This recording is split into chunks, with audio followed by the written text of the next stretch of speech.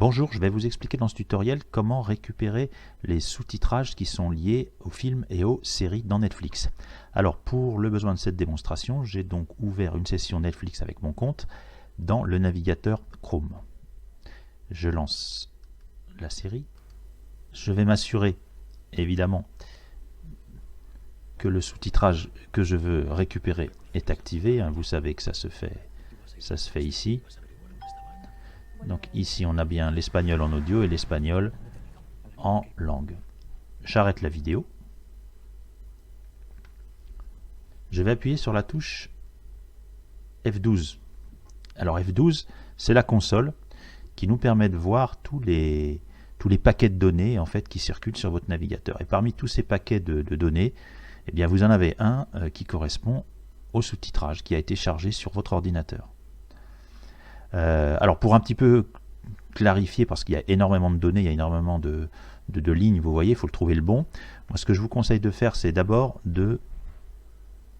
d'actualiser une fois de plus votre navigateur, votre série. Vous attendez qu'elle se charge. Voilà. Là c'est en train de se faire. Et hop, à peine avez-vous la première image que vous arrêtez.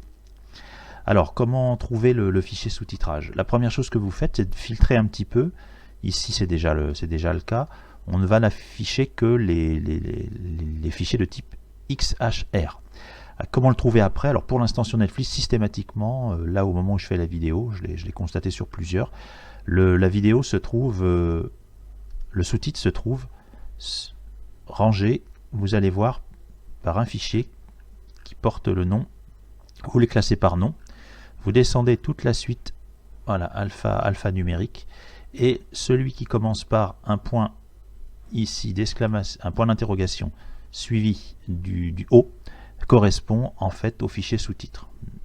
Quand je regarde ici à droite, j'ai un aperçu de ce qu'il contient. La plupart du temps, on ne peut rien voir puisque ce sont des données audiovisuelles, mais ici on a bien ici du texte. Alors comment je fais ensuite? Un clic droit, Open in New Tab, et en fait il va le télécharger comme un fichier texte. Je vais aller le récupérer dans mes téléchargements. Donc voilà, c'est le dernier. Je vais le renommer tout de suite. Otro lado, l'autre côté, point, et je vais mettre l'extension classique pour les sous-titres qui est SRT. J'ai installé sur mon ordinateur un logiciel qui permet de vérifier les sous-titrages et éventuellement de changer leur format pour les rendre compatibles avec, par exemple, un lecteur vidéo. Donc là, quand je vais double-cliquer, il va ouvrir, il va charger le sous-titre dans un fichier, dans le logiciel, pardon, Subtitle Edit, et là je vérifie qu'effectivement, j'ai bien mon sous-titrage avec le timing et le texte à droite.